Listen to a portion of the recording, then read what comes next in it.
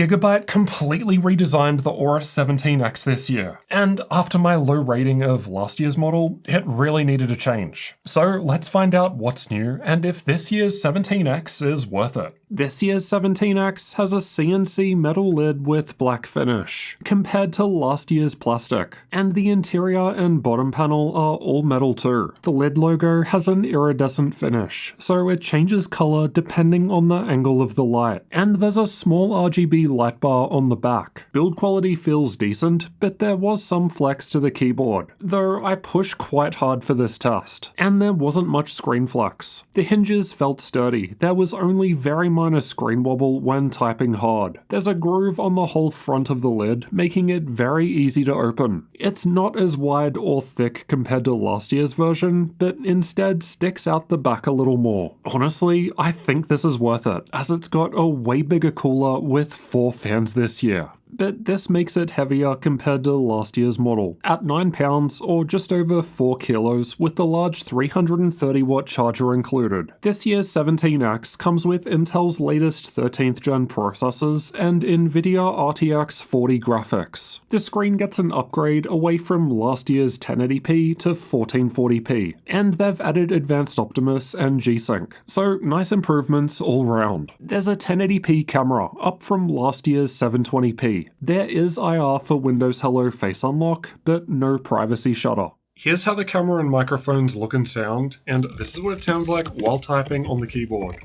The keyboard has perky RGB backlighting, but just like previous Aorus laptops, they still aren't lighting up the secondary functions for some reason, which is very annoying in a darker room. There are 3 levels of key brightness available by holding function and pressing spacebar, but there's more granularity available through the RGB tab of the Gigabyte software. This lets you customize the lighting of the keys, as well as the small bar on the back. You can either change them individually or link the effects together so they do the same thing. I found typing on the keyboard fine with 2mm of key travel.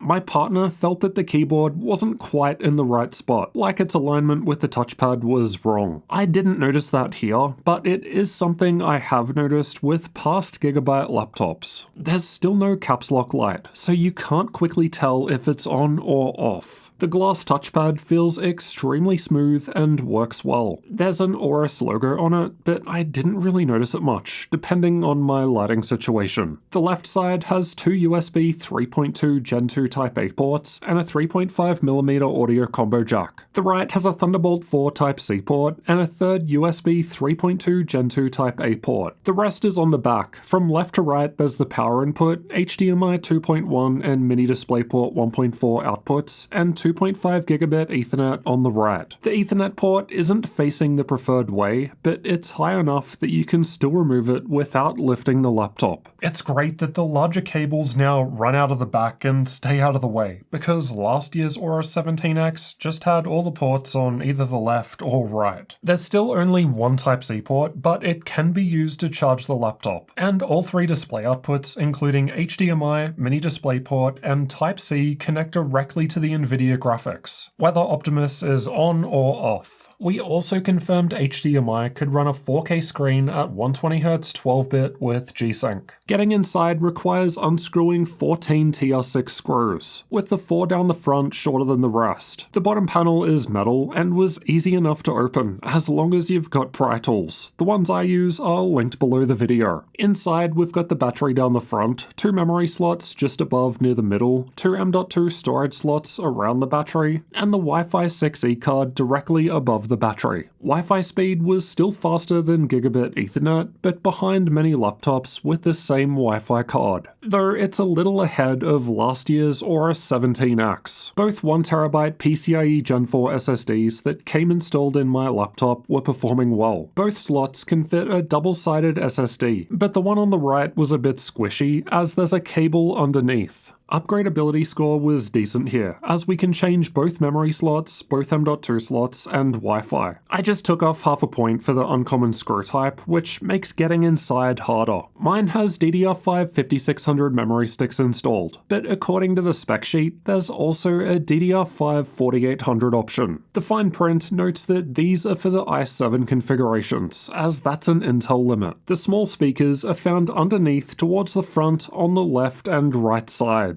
They don't sound great, tinny with not much bass, but they are better than last year's 17X, and they can get very loud. The installed equalizer was able to improve things slightly. The latency mon results might be the worst we've ever seen, but there is a known Nvidia bug at the moment that can make this worse. The 17X is powered by a 99 watt-hour battery. We can change the charge mode from standard to customize, which lets us set the maximum battery charge level in 1% increments between 60 and 100%, which will help extend the lifespan of the battery. The screen's refresh rate lowers down to 60 Hz when you unplug the charger, which is why it flashes black, and it automatically goes back to 240 Hz when you plug back in, but it doesn't tell you on screen which refresh rate it changed to like other brands do. I couldn't see any way in software to disable this either, and if you try and manually change to 240 Hz in Windows on battery, it immediately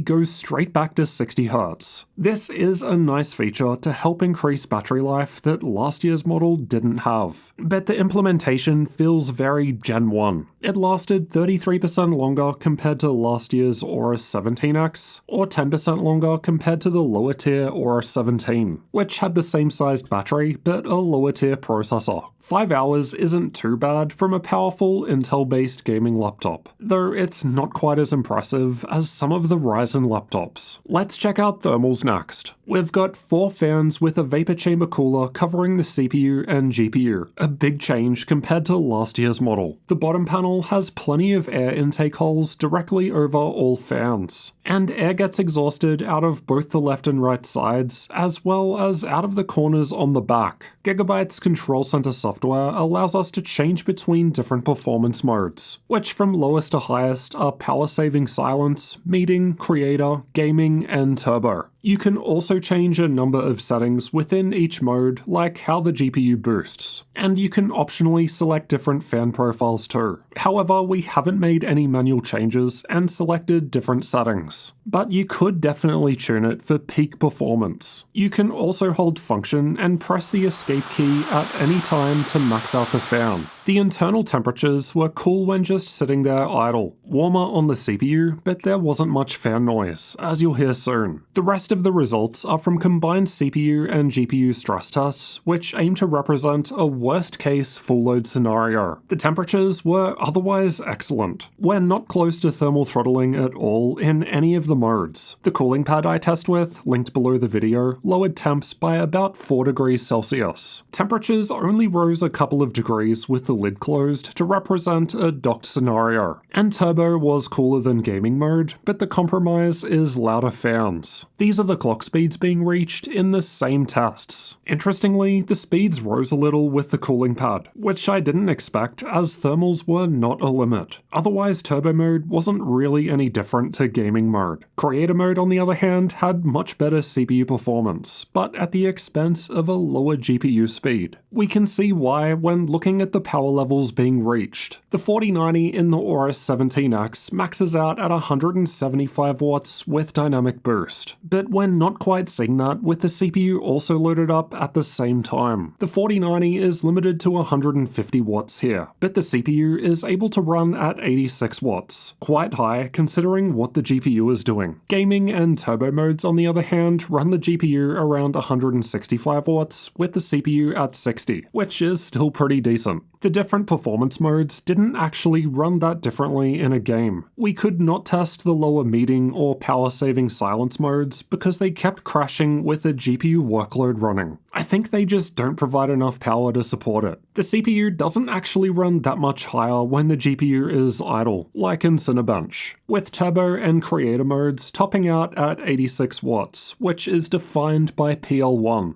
It ran around 105 watts at the start of the test, despite PL2 being set to 157 and it not thermal throttling, so it seems like there's some untapped potential there. We actually couldn't hear the laptop while running Cinebench in the power save silence mode, so it is possible to run quiet at the cost of performance. Sure enough, it's by no means our best 13th gen 24 core result, but it's not the worst either, slightly beating Lenovo's Legion Pro 5i in multi-core. The single core score was quite good, but that's going to come down more to the silicon lottery, as realistically, there's no reason the 13950HX in other laptops couldn't achieve this too with luck. Performance lowers if we unplug the charger and instead run purely off of battery power. It's now the lowest result in terms of multi-core out of the 13th gen HX laptops tested so far. So not an amazing result comparatively, but at least the single core result is ahead of the Lenovo laptops. Most laptops I test are in the low 30°C range on the keyboard at idle, and the Aorus was above this. Not hot or uncomfortable at all, just a bit warm. It was quite cool in the higher modes with the stress test running. The WASD area in particular was very cool, as air goes through the keyboard on the left and the right. There's a hotspot just to the left of the arrow keys, but it only felt warm and wasn't uncomfortable. The fans are quite loud though, let's have a listen.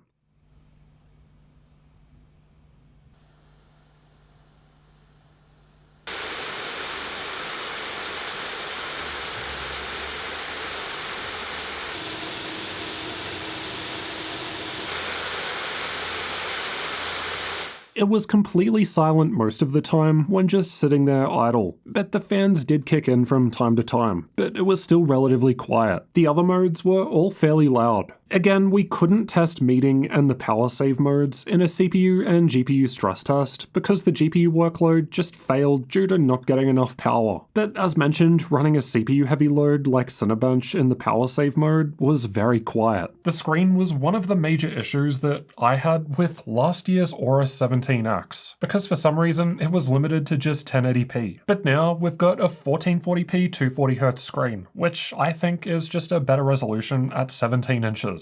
It's got Advanced Optimus this year, so you can turn the integrated graphics off for a speed boost in games without rebooting. There's also a traditional mux switch, but it's only available through the BIOS and not in Gigabyte software. There is a shortcut to the NVIDIA control panel in Gigabyte's Control Center software, but I think it would be nicer if it said why you'd want this. Like, go here to use Advanced Optimus or something, so you know how to do it. You get G-Sync with Optimus off and Adaptive Sync with Optimus on. Color gamut is excellent for a gaming laptop, and overall the screen looks good. It's not super bright or anything though, just above 300 nits at maximum, which is the minimum I want to see. So not too bad, but also not anything special either, a solid average. Average grey to grey screen response time wasn't great either. We're after 4.17 milliseconds for transitions to occur within the refresh time, but it doesn't seem to have an overdrive mode to speed it up, but at least this means no overshoot or undershoot. This makes it one of the slower 240Hz screens that I've tested so far. It's actually using the same panel as MSI's GP77, which was over a millisecond faster. That did not have an overdrive mode either,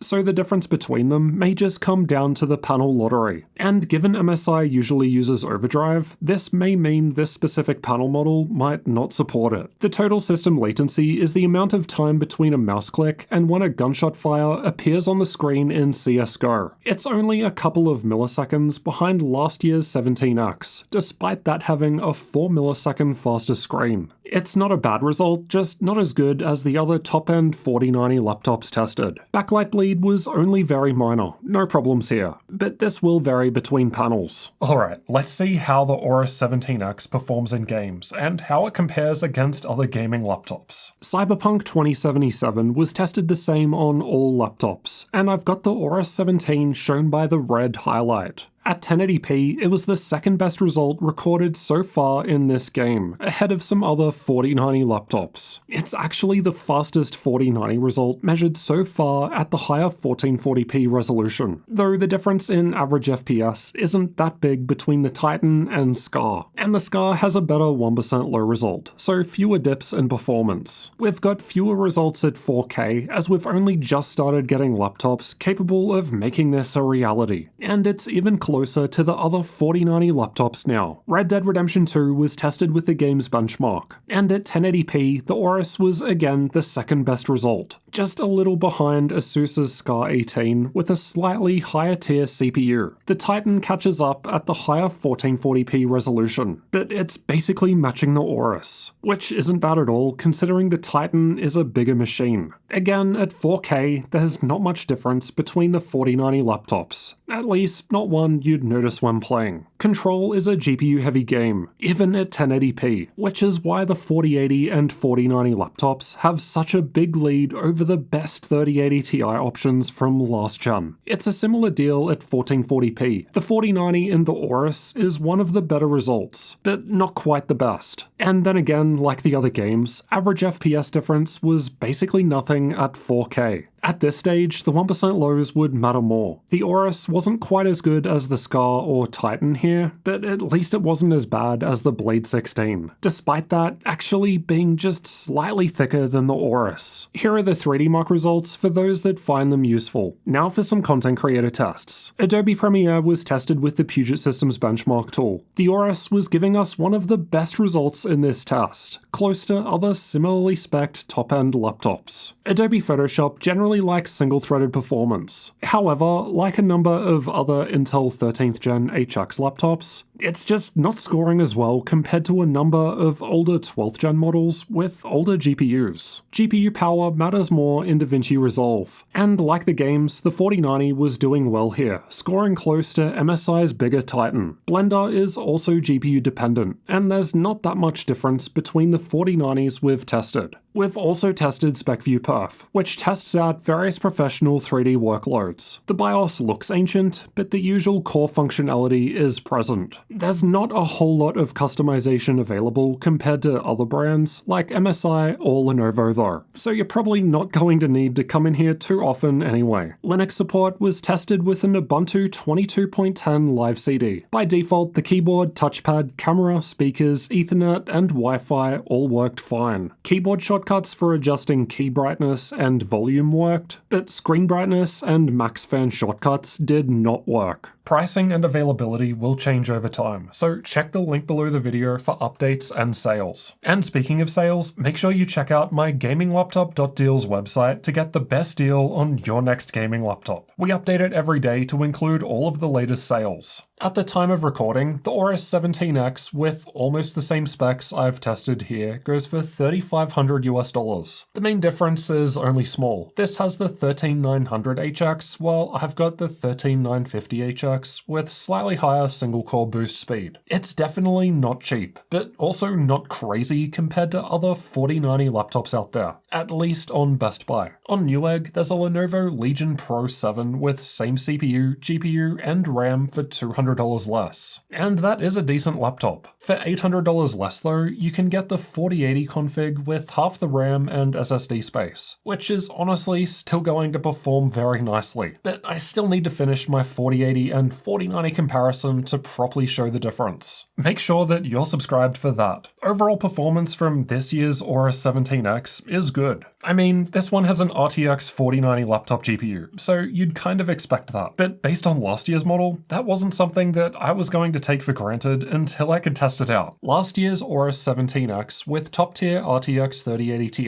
maxed out at 130 watts, so not the full 175 like other high-end laptops. So it's good that this year's new design is able to max out the GPU power limit, and it does this without getting hot, as the cooler gets a big improvement this year, moving to a vapor chamber with 4 instead of 2 fans. The overall build quality and design just feels much nicer too. It would have been nicer if the screen was a bit brighter with a faster response time, and I still just don't understand why the keyboard doesn't light up all the secondary key functions like most other laptops. Gigabyte pretty much redesigned this entire entire laptop, so why keep the same keyboard? How much more effort is it really to have the keys have a little extra clear bit? I don't know, but based on the fact that every other brand does it, I don't think there's an excuse. Anyway, if you can deal with those minor inconveniences, then the Aura 17X is worth considering if you can find it for a good price, which is definitely not something I would have said about last year's model. Now, that said, for slightly less money, you can actually get Lenovo's Legion Pro 7 with similar specs. And personally, I think I'd be leaning towards that. The screen might not be quite as big at 16 inches, but in my opinion, it just looks nicer.